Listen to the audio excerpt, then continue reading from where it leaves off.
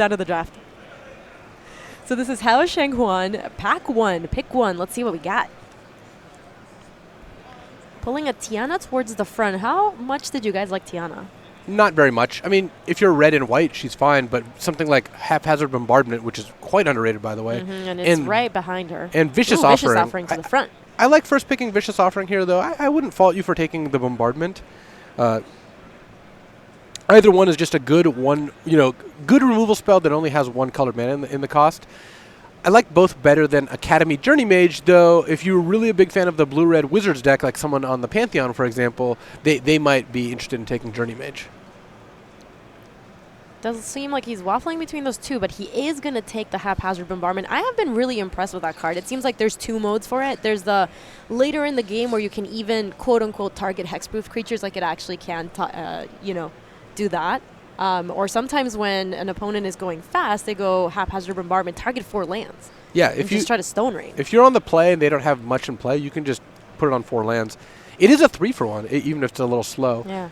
So Blessed Light towards the front, the Yavimaya Sapphire as well. Blessed Light is the best card in this pack, and it's so early in the draft. It's only pick 2, and it's splashable, so my inclination would certainly be to take Blessed Light. If you really like red-green, I could see taking Sapphire, but you shouldn't be committed to either of your picks at this point. How do you feel about red-green in draft? Or sorry, white-red. I don't like white-red very much. That was I my think question. It's one of the worst archetypes, but having these two cards doesn't indicate that Huang is red-white at all. Right. Because they're both splashable, they both could pair with any other color, and it's only 2 picks in. You could easily be audibling. For sure. I find that a lot of decks do splash Haphazard Bombardment because it's also like a perfect splash. It's so late. Like you're not casting it early in the game. So seeing this Vile Offering means it's clear that Huang is 2 seats to the left of Hain. He's seating this pack third that Hain opened, and there's both a Whisper and a Vile Offering, though. I still don't like taking the legendary cards very early. They do have high upside, though. It's the highest upside of any card in this pack. He is going to take the Vile Offering. The one thing that I found about the legendary sorcery is that sometimes they make you play weird because you're so worried that your legend is going to die or your legend count's not high enough, so then you end up playing things in a weird order than you would have otherwise. Yeah, there are a lot of drawbacks, but the upside is when you put them on the stack, you probably win. So Gitu Chronicler towards the front. There's also a Rona that we saw Alex pass. And that would go well with the Vile Offering, but does not go well with Blessed Light or Haphazard Bombardment. Chronicler goes quite well, in a red controlling deck that wants Bombardment. And it looks like that's the direction that Hao Sheng Huang is going. He is just going to take the Gitu Chronicler.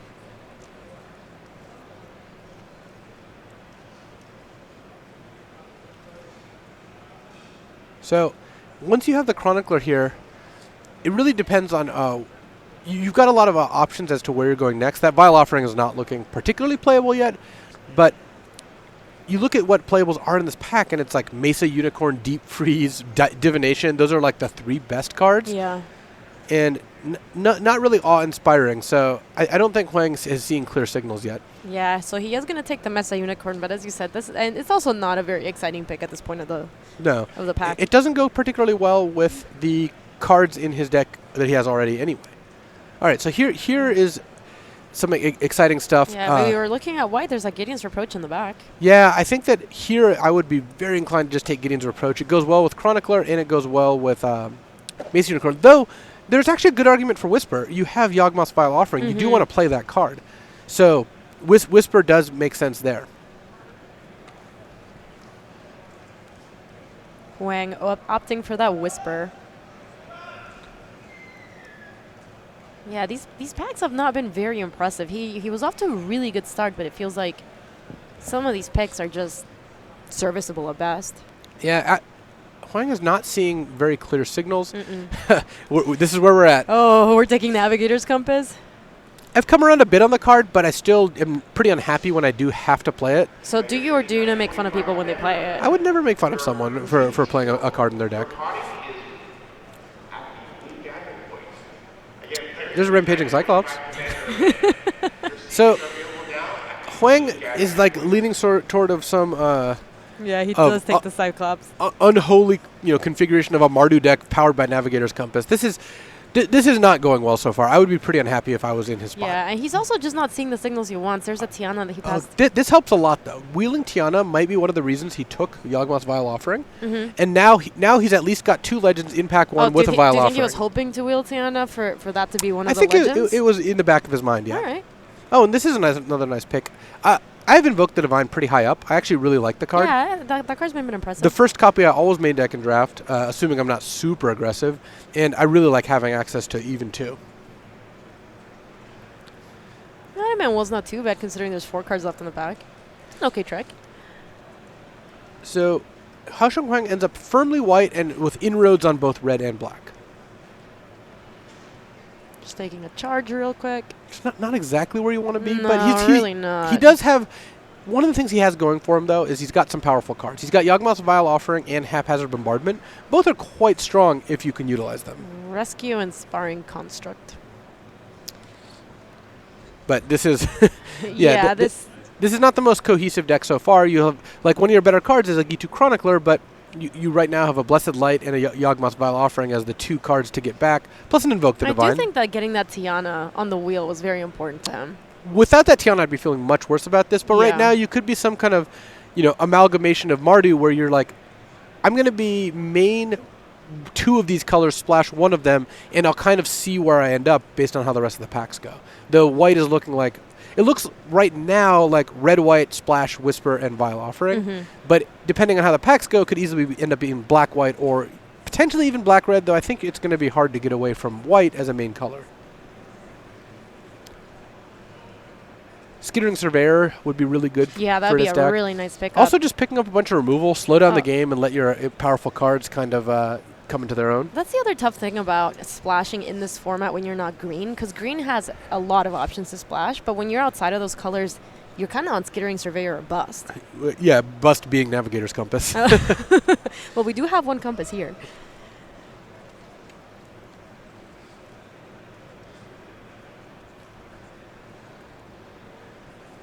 And I believe Huang opens Embolus's Clutches in this pack and doesn't take it. Yeah, that's where it is. Well, but that Garna towards the front is looking kind of nice. Garna is quite good here. Garna has, first of all, is a combo with Whisper. You can sack 2 creatures to bring back a Garna, and then Garna immediately brings those 2 creatures back. Also helps you cast Yawgmoth's Vile Offering. Also, if you're Mardu Legends, I mean, that's a Mardu Legend. Yes. I mean, Garna just has a nice getcha factor. Being able to trade out some of your creatures and rebuy them back. Yeah, Garna is quite powerful. All right, we're going to need some help in this pack, though. Garna, and there go the Embolus's Clutches that are going to end up to Alex. And that was a pretty light pack. Besides the Garna and the Clutches, the rest of the pack just weren't cards that you really want to put in your deck. So that's how you end up with a 3rd pick Clutches when you're black-green.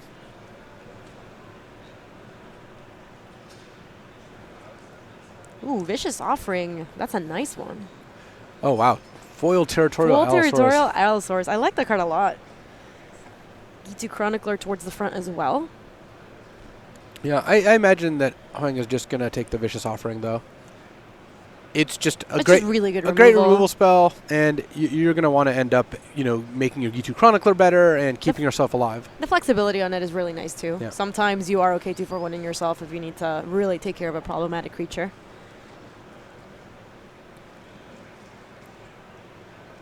This does confirm, by the way, that the player in between Huang and Alex Hain is playing green. Because we don't see the Territorial Allosaurus at Hain's. Yep. And we didn't see Steel Leaf Champion in pack 1 here. Good detective work. I like it. Memorial to Foley towards the front. How much do you like... Urgoros? Yeah, Urgoros. I was thinking Urgoros. I'm like, no, I know that's not it. Urgoros is quite good. You played 2 of them in your beta draft qualifier, right? I did. I had an Urza's Ruinous Blast, and I think it's just a good card. You cast it, and if you get an attack in, you get a pretty big benefit. So I like Urgoros here, especially because the Yawgmoth's Vile Offering is getting quite good in this deck. You know what I really like about it? A lot of times when you play against the flyers that when they hit you, like the Hypnotic Specters of the world, it's better if you just don't have anything in hand. There's no drawback, right? It incentivizes you to play everything out. Whereas with this one, you actually, your opponent has to play considering that they don't want to. Yeah, they want to discard so that you don't draw. Right. They're forked between discarding a card to Urgros or letting you draw a card. So no matter what, you're getting paid in some respects. So Huang getting hooked up here with a Shivan Fire. Yeah, this is a nice pickup.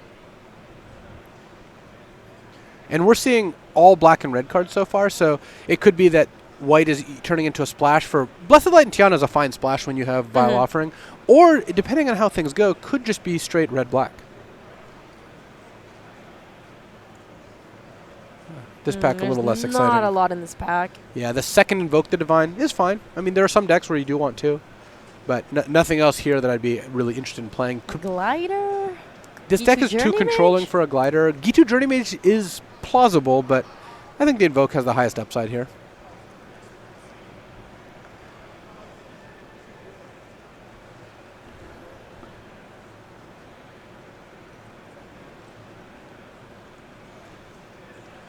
Another Invoke the Divine.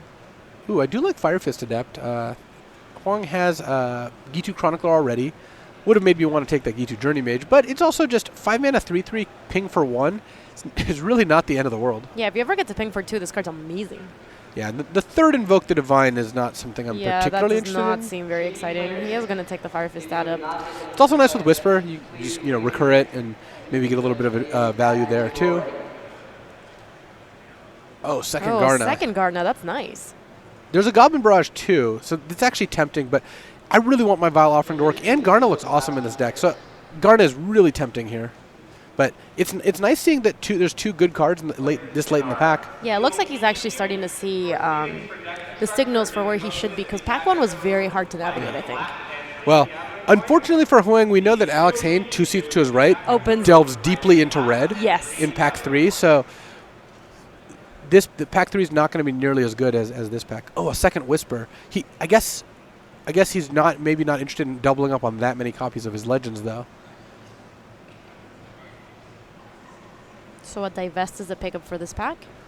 Still not sure where that card lands. I know a lot of people like it, and a lot of people don't like it. It's pretty controversial. Yeah, I've been not impressed with it. Yeah, I found it to be just okay. I don't usually main deck, and sometimes I board it in, but I'm never too excited about it. I think I'm about 70% sideboarded in, 30% main deck in at this point.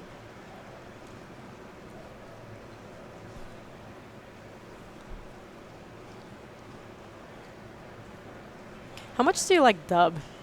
Not very much. There's just too much removal, so going all in on a creature is not great.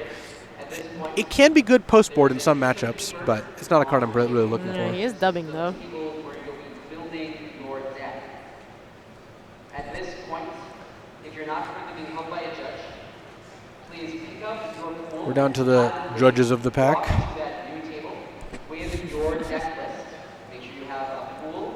So I think after this pack, Hao Xuan Huang is going to be pretty firmly in red-black, and looking to maybe splash white, maybe not. I mean, if the draft goes well enough in pack 3, which we'll see if that happens or not, he could end up escaping with just a red-black deck and maybe waffle a little in pack 1 to see where things were at. But he picked up all red and black cards, and they were all very good. This is sweet because we got to watch Alex's draft where we know he moves heavily into red into that pack. You don't usually get to see the repercussions of what happens when you do that nice hook, but it's Hao Sheng Huan who's going to feel the effects of that. Yeah, right now he's got a decent amount of red and black cards, but if pack 3 we think is going to be pretty light on black red, it's going to be interesting to see how that goes.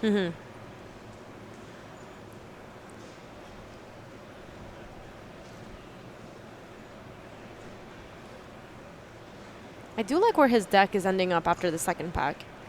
I think the first pack was pretty underwhelming, and I think in the second pack you pick up nice removal, some good legends, some good creatures.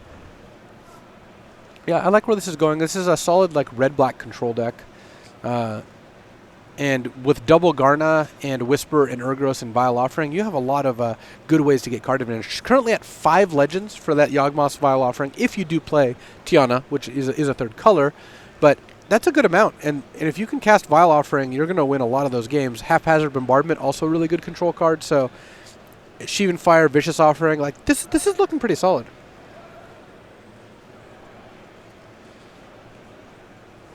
I think I would have wanted to take the second Whisper, though, over the Divest.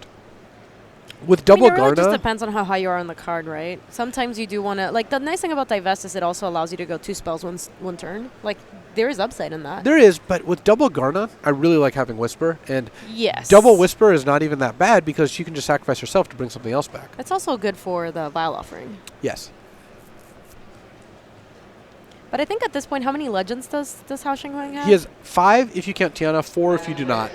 So, already going to play Vial Offering for sure. It Right. just depends on what your deck ends up looking like at the end. So how Mardu are we going to be? Because there's the Seal Away now. I think Huang is going to be inclined to take Seal Away. There's just nothing else in the pack. Yeah. And It's that and like Mesa Unicorn and that, yes.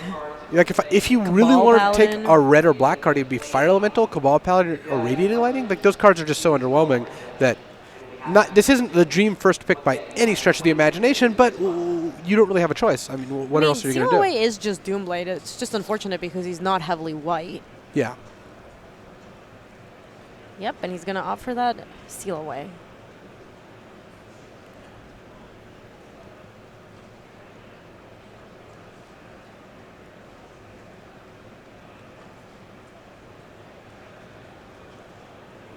Fungal Infection somewhere in the middle. Fungal Infection not so bad with Whisper. And Soul Salvage, how much do you want something like that? He's actually not that high on creature count. no, He has a lot of removal spells. and with 2 copies of Garna, I'm actually less inclined to take Soul Salvage because I already have some of that action Some going ways on. to recur things, yeah. So I like Fungal Infection. It helps make your deck a little more resistant to fast starts from the opponent. You know, it takes out a 2/2 by itself. It can take out a 2/1, and then you end up with a 1/1, and that is great. So I like Fungal Infection Yeah, here. he is going to go for that. Do you think he's looking for a Soul Salvage at all, or just the Garnas are enough? I don't even know if he would play Soul Salvage. It might be nice to have the option, but Mhm. it doesn't look like a great card in Huang's deck so far. I do like Ooh, Vicious Vicious Offering, is a though. nice pickup. Yeah, he's all black-red removal spells right now.